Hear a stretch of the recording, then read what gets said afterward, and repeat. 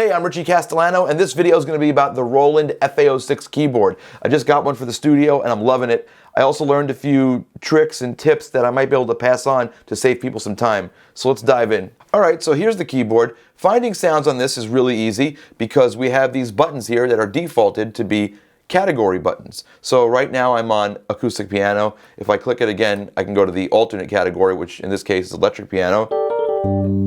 So that's pretty easy. Then I can scroll through with the wheel to find the different sounds of that type, and you'll notice that it's category locked because when I scroll it, it'll skip to just the relevant sounds. So in this case, acoustic pianos. And it does that for everything. So if I want to go to bass sounds, got acoustic bass. If I click it again, synth bass, and it category locks to only those sounds, which is great for finding a sound quickly. But let's say that there are sounds you know you use all the time. What we can do is, the way this is set up is, when these are not category buttons, these can be favorites buttons, and you have several banks of them.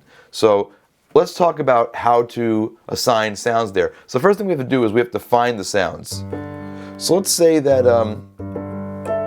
let's say I want deep grand to be here on this button. So what I'll do is, I have it selected. I hit favorites, that turns this into favorites mode. You hit bank, and you pick which bank you want to assign them to. I already have stuff in 0, so I'm going to use bank 1 today. So hit 1, and that means we're on bank 1. Now, to assign this piano to that button, all we do is hold down favorites and press the button you want. So now that sound is registered here. So let's do a different sound over here. So let me get out of the favorites menu. And now I'm back into category mode. Let's say on the second button I want an electric piano. So I'll find one that sounds kind of cool. That's cool. Alright, say I want that sound on this button. Let's repeat the process. Hit favorite, bank 1. It's already on bank 1, so that was easy. And now I hold down favorites and hit the next button. So let's see if it works. So there's my deep grand. There's my felt tine. So it's as easy as that, and you can repeat that, and you have all these banks, so you can do a lot of favorites. Let me do one more sound. So let's go out of favorites. Now remember, to make these buttons favorites buttons, you have to click the favorites button here.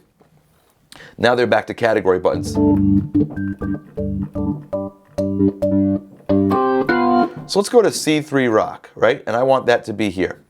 Okay. So I'll hit favorites again. The bank is already selected. So I'll just hold down favorites. Now they blink to tell you there's nothing in there. They're open spaces. So I'll just hold that down, press that, and it's registered. But there's a little bit of an issue here. Sometimes the category lock can actually prevent you from finding the sounds you want. Let me show you how to get around that. For example, there's a brass sound that I really like. And if I went to go find it, I can't find it under the brass category. I think it's 278, and if you notice, it jumps up. I just couldn't find it anywhere. So if you want to turn off that lock, I'll show you how to do that. You just scroll down here, turn that lock off, and you're good to go. I think the sound I wanted was SNS 278.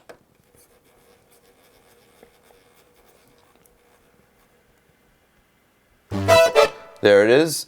So press favorites again, hold down favorites, go to the open spot that's not blinking. So there you go. So that's just a little tip. If you're having trouble finding a specific sound, just take that lock function off and it won't category lock anymore. Now, this is all well and good. This is a great way to do it. The buttons are easy access. They're right here. But I ran into a little bit of a problem here. So that sounds great. That is much louder. Now, I could save this to the sound, and I can alter the level just by going down here. Right? But the problem is, when I go back to these other sounds, it doesn't retain it. I'd have to save it. So that's an extra step. So this method works great, but there's actually a different way to do this that I prefer, and I'm going to show you that right now. So this keyboard has something called studio sets, And a lot of the more current Roland keyboards do. To access studio sets, you hit split and dual at the same time, and now you're in studio sets. So I'm going to go up to the users, and I'll go to an empty sound there. Hit studio set again. Now, what studio set is used for essentially is sequencing, and here are all your tracks for the sequencer. And that's great, but I actually found a way to use it for live performance, which I prefer. So let me show you why.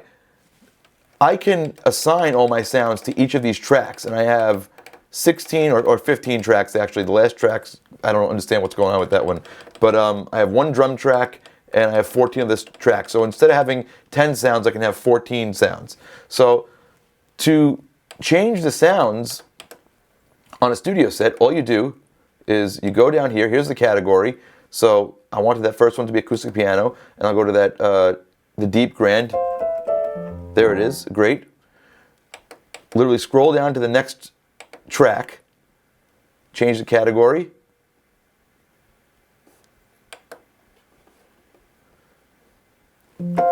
There's my felt. Go here, change the category to organ.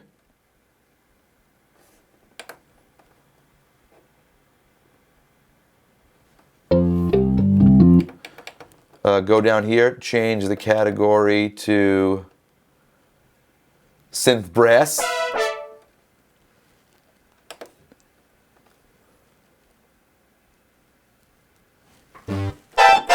Now, as you can already see, this method is way faster to get a sound set going. Now, the other advantage you have here, now remember the problem we had before, where the organ was screaming compared to the other sounds? I can just go over to the organ, lower it, and it retains my volume as part of the studio set. It also retains your envelope settings, your attack, decay, all that stuff. Now, obviously the problem here is scrolling between the sounds is a bit of a pain because you have to use the up and down arrows. But there's a workaround for that I really like using. So what you do is you go to Pad Utility, Pad Mode, right? And I'm going to change Pad Mode to Part Select by clicking here. So now, check this out. When I hit these big bright buttons, it changes all my sounds.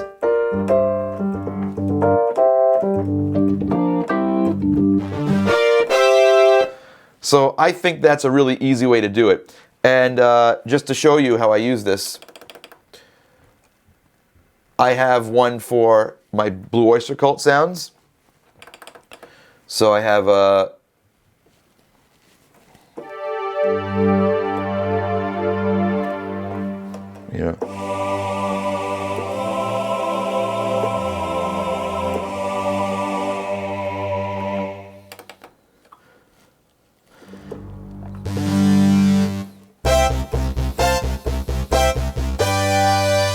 and I have one for my Band Geek sounds.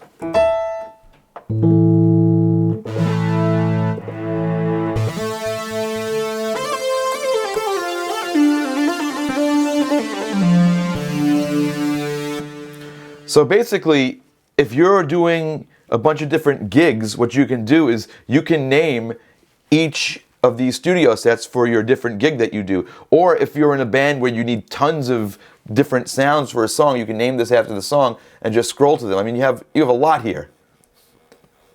Those are all the different sets you can have. Let's see what the limit is. Oh, geez.